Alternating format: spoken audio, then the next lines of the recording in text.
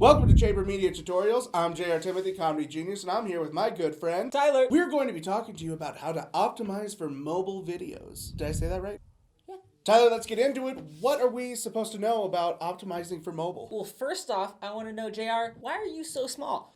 Genetics? My parents? That is not what I was going for. Oh. The reason you are so small is because everybody watches things on mobile right now. Oh, that's what you were talking about. Anytime we get into the analytics of our videos, it is staggering. We're talking 98, 95% of our 95, views. no. It is 98 or 99% people watching it on their phone. So people are not watching ads on television. They're not even watching them on their laptop. They're watching them on a phone. And if you think that you get the respect and the dignity of the old sideways flip to maximize, you're wrong. Everybody watches your ad at about this big. So what does that mean? Well, it probably means that you need to have big text. Big! Everything needs to be big. And subtitles, because they're probably watching your ad while sitting on the toilet. Yes.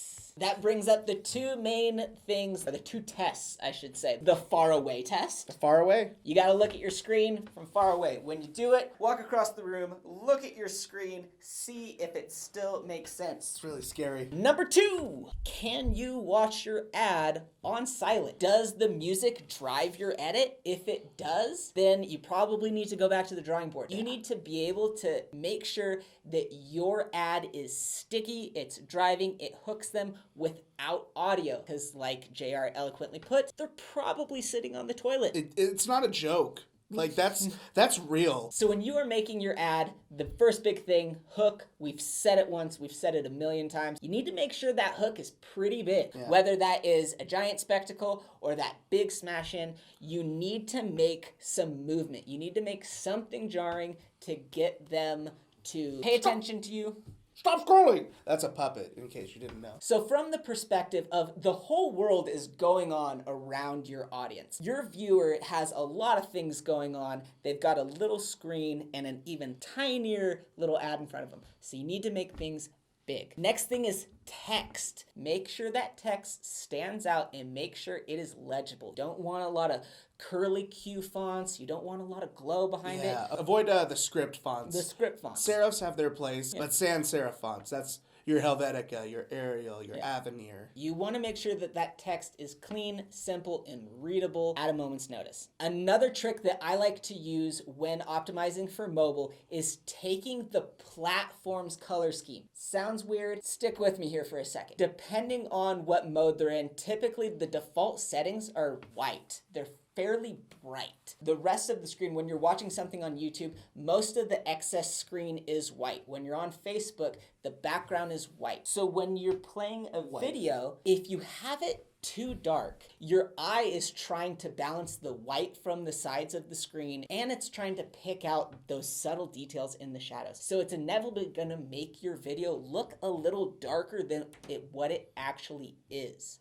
So when you're doing mobile, make sure it's a little brighter than you typically would. Take the other parts of the platform into consideration and really try to make it a little more punchier, a little more contrasty than you typically would, because you have to remember they are not watching this in a dark room full screen. They are watching this, on the subway or at the gym or in the bathroom. It's something very different that we have to consider nowadays. They can be seeing it anywhere and everywhere. So you have to think a little bit more ahead and look at that big picture for when people see it. And that's really going to pay dividends when you can think of that mobile platform being the distribution. The other thing to consider too is the square versus 16 by 9 or the rectangle horizontal landscape view. That's a very good point. Taking into consideration what the native dimension is. You can get an increase or decrease in performance depending on if you format it as a 16 by 9 or a 4 by 5 or a 1 by 1. You also want to make sure that even when you are editing them, when you're shooting them, think far, far in advance of leaving that extra space when you shoot your product shots, so when you do make that 1 by 1, you're not cutting off anything that's necessary. You're not cutting off a product, you're still leaving room for graphics, because the last thing you want to do is have to bring it down even scale it down even more, and have the black boxes up at the top and bottom, because it's just making that visual real estate that you already have that's not much, and you're just making it even smaller. Another format that is taking the world by storm is TikTok. Oh, TikTok, don't you knock TikTok. I know. Follow me on TikTok. I have 50,000 followers now. Congratulations. Yeah, thank you. TikTok is quickly taking the world by storm. Which is the 9x16 instead of the 16 by 9. Instead of horizontal, now it's going straight up. An easy tip for you out there to film in that format, because like, how do you film a straight up and down video? I have this camera, and you don't want to take your 16 by 9. Just take your camera, put it on a tripod, and then turn it sideways. Old photography tripods. They're coming back in fashion because you can mount your camera vertically. That's not our native format right now. We're on YouTube, so it's the healthy 16 by 9. Exactly. This feels right. The square's like, oh, like, ugh. And then the vertical one, we would just be like, hey, this is great. Welcome to Chamber Tutorials. Yeah, well, I'm here with Tyler. Every platform is going to have their own nuances, their own aspect ratios. So really think ahead on what is going to be the best performing platform for you, whether that's Instagram, Facebook, TikTok, whatever the case may be. It's worth doing a Google search, figure out what the latest updates are, see what they're really pushing, and then use that info to create your videos, because like we've said, the whole point of this video is video ads are a mobile thing. It lives on a phone. It is no longer on TVs or laptops. It's no longer in full screen. Remember when I said people are watching your ad on the toilet without sound? That means you need subtitles. Now, subtitles can be auto-generated by Facebook can. Facebook can. YouTube does as well. Yeah, they're not always perfect. They're not. Especially if you talk about kind of niche things, doesn't always look good. It makes you look silly, like you misspelt something. Yeah, so one of the companies that we use at Chamber Media is called Subtitles. Subtitles is really good because it'll input the data in there and it'll auto-generate captions for you, but you still got to go in and edit them.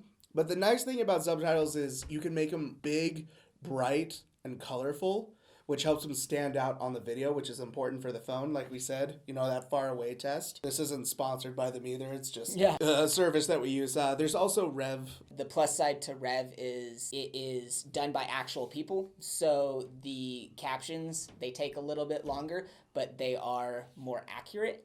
And then they can automatically just burn them into the video. The titles aren't the best. They're kind of small. Tyler, that was some great information about optimizing our ads for mobile. No problem. I'm curious if you are watching this from a mobile device. Leave us a comment. Let's do some statistics, some analysis, and let's figure this out. If you are watching this on mobile, let us know what device you're watching. And if you are watching this on the toilet, click the toilet emoji. Yes. Click it right now. Toilet emojis. Everybody poops. Everybody poops. That's what the child book says. Yes. Be sure to like, comment, and subscribe below, and take this information and go make something awesome.